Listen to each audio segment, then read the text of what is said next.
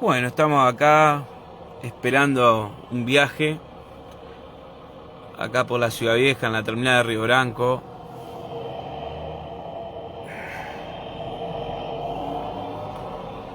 Quiero ser claro,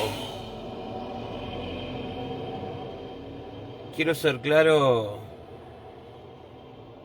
cuando yo digo que la educación debe ser una política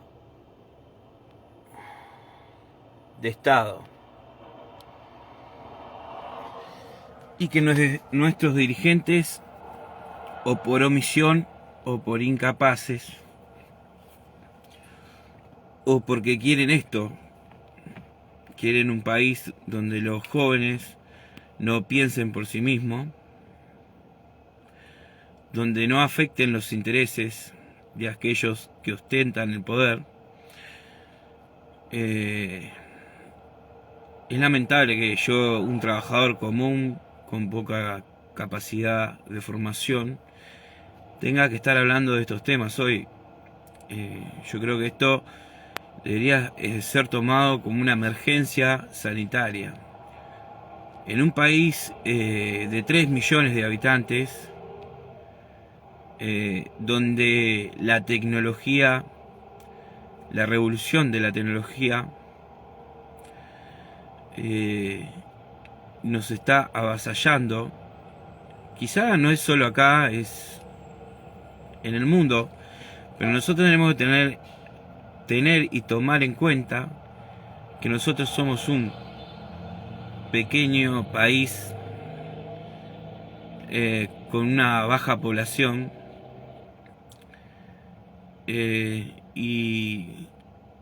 y bueno, esto no puede estar ocurriendo en nuestra juventud, porque estos muchachos van a defender mi jubilación, las pensiones, todo eso que otros países no tienen, porque Latinoamérica, creo que solo Uruguay y Argentina tiene un sistema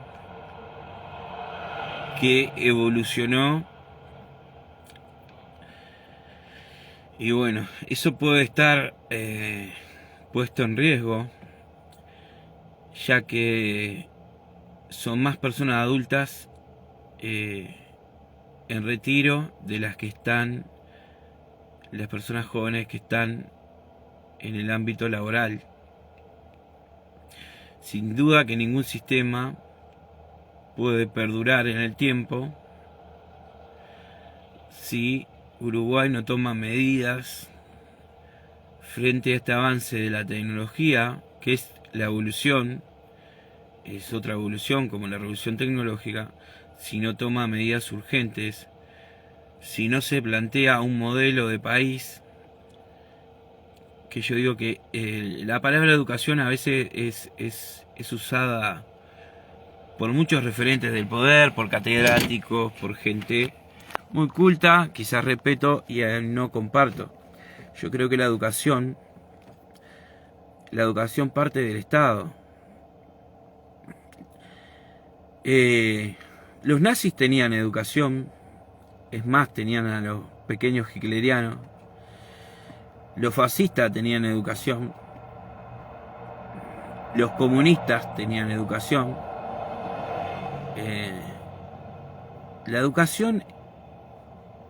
La educación como palabra sin contenido no es tan solo una frase. Esto en el Uruguay se tiene que discutir. ¿Qué Uruguay realmente queremos? ¿Qué es lo que vamos a producir? Y sí, tenemos que abrirnos al mundo. Yo sé que la calle Pou es un hombre que vio que nosotros solo podemos crecer si nos abrimos al mundo. Sin el intercambio de divisas genera que la moneda se fortalezca, que haya más trabajo y que aumentemos nuestra producción hacia el exterior, y eso realmente es lo que genera riqueza y divisas.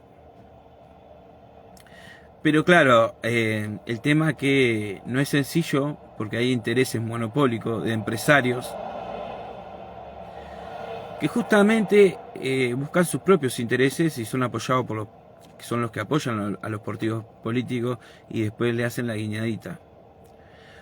Yo creo que hoy el Uruguay está en una emergencia. Yo creo que hoy Uruguay tiene que plantearse seriamente de una vez por todas en descentralizar la educación, de adecuarla a la productividad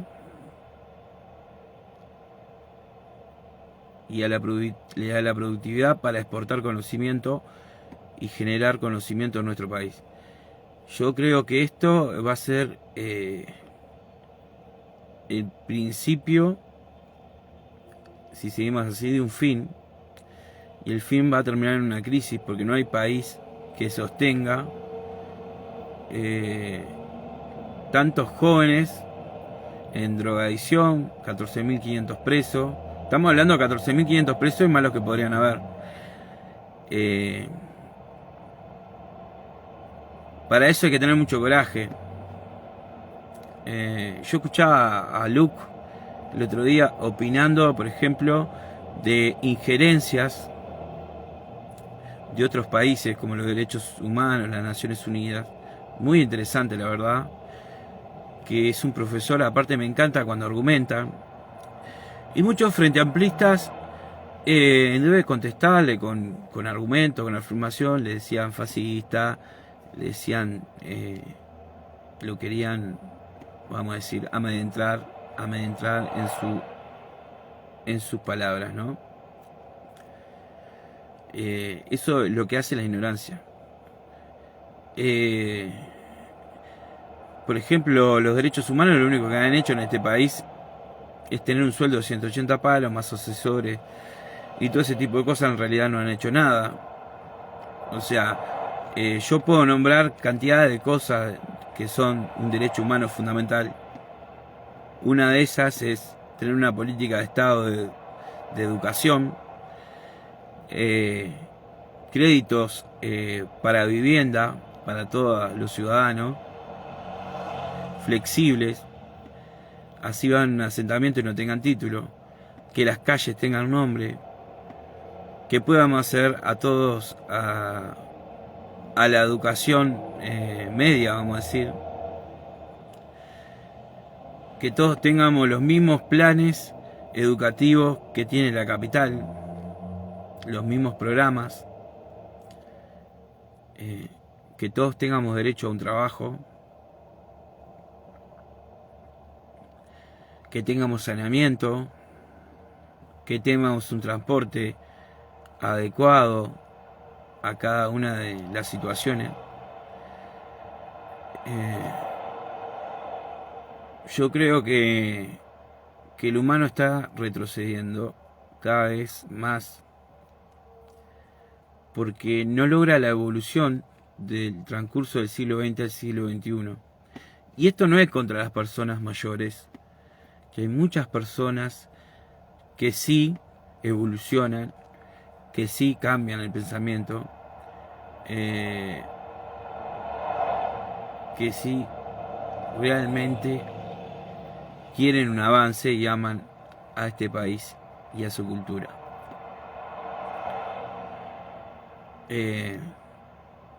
Claro, no se puede estar hablando, hay que hacer lo que hay que hacer.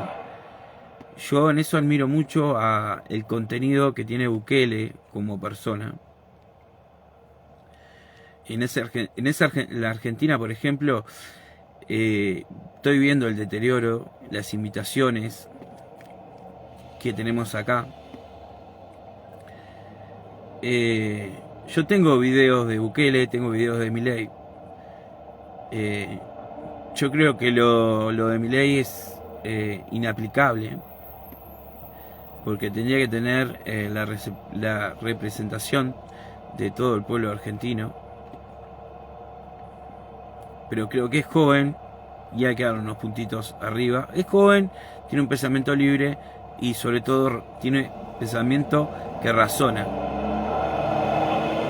Creo que Latinoamérica está pasando por uno de sus peores momentos.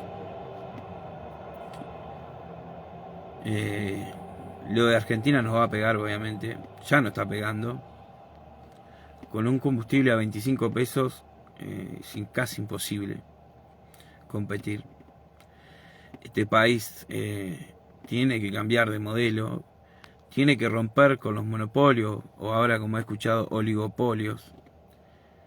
No puede depender de un país que cada vez va más al precipicio, por eso nombré la Argentina.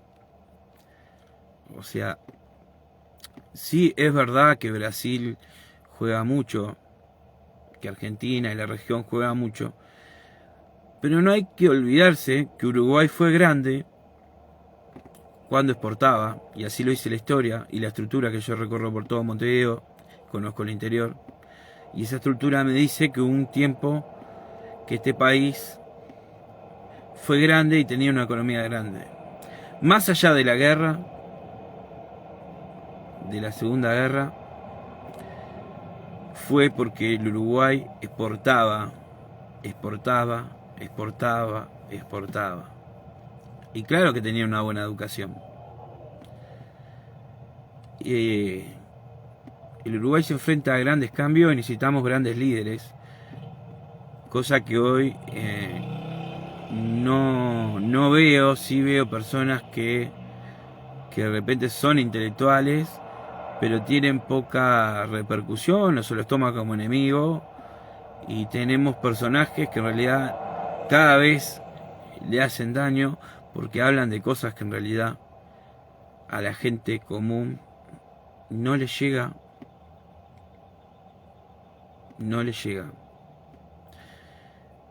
Pero hay una parte que me molesta a mí, que habla de la vulnerabilidad, que son personas con sueldo fijo y cantidad de beneficios que se llaman empleados públicos coaccionados por un bienestar guiado por intereses políticos partidarios, que esos salen a la calle a protestar, que está normal por sus intereses, pero no representan a todo el pueblo estos señores. ¿Vieron? Los derechos humanos, la verdad que en este país se firman tratados que en realidad no conocen nuestro país, no conocen nuestra realidad, nuestro desarrollo. Yo una vuelta escuché lo que argumentaban, que a un preso solo con quitarle la libertad no se le podía hacer trabajar porque ya era castigo quitarle la libertad. Yo pregunto, ¿es mejor tener a una persona 10, 15 años preso, 20 años presos, sacando violadores, no? Obviamente, que tengo otra postura, y asesinos seriales. Es preferible que esa persona esté encerrada 20 años a que yo le dé 10 años pero le haga trabajar 12 horas. Obligado, ¿no? A reeducarlo, porque eso es parte de una política de Estado en educación, porque la educación conforma muchas cosas. La educación es el país que queremos. No es la utopía, el que yo me levanto y voy a pensar igual que mi vecino, o voy a tener una idea común con todo mi barrio y pensar una idea común entre todos. No, señores, eso no existe. En la realidad no existe. Los países que realmente avanzan son países realmente que adoptan una política de educación de Estado, a lo cual después con el tiempo eso se adopta como una cultura. ¿Ok? Hoy este país tiene la cultura de la pasta base, del narcotráfico, de la educación sectorizada. ¿Tá? Sectorizada porque no llega a todos la educación. ¿Ah? No llega a todos. Y la verdadera educación, la que transforma, Yo cuando digo que es mala la educación, se ve en la calle todos los días el deterioro constante. O sea, ahí está la evidencia. Y no es que veo a un tipo borracho, linchera, yo tengo 32 años. No es que veo a un tipo linchera, borracho, tirado con perros porque eligió esa vida o está mal o tiene problemas. No, estoy viendo muchachos jóvenes. Me entero en mi barrio y yo, quizás muchos de ustedes, que personas jóvenes terminan cayendo en las garras de la pasta base. Hace poco me enteré que un padre tuvo que mandar preso al hijo porque le robaba y no podía más con la vida de él. Un gurí bien. Porque la educación en realidad es el que pregona muchos intelectuales. Esa educación es individual. La que tú das en tu casa es individual. Pero tu hijo no vive en una burbuja, vive en sociedad. Entonces, la educación que sirve es la colectiva representativa, más conocido como un proyecto que uno vota y los representantes la aplican o no la aplican por omisión por ineptos o por la política del voto. Yo creo que tenemos que reflexionar, tenemos que hablar la realidad. Las utopías son el consuelo de los tontos.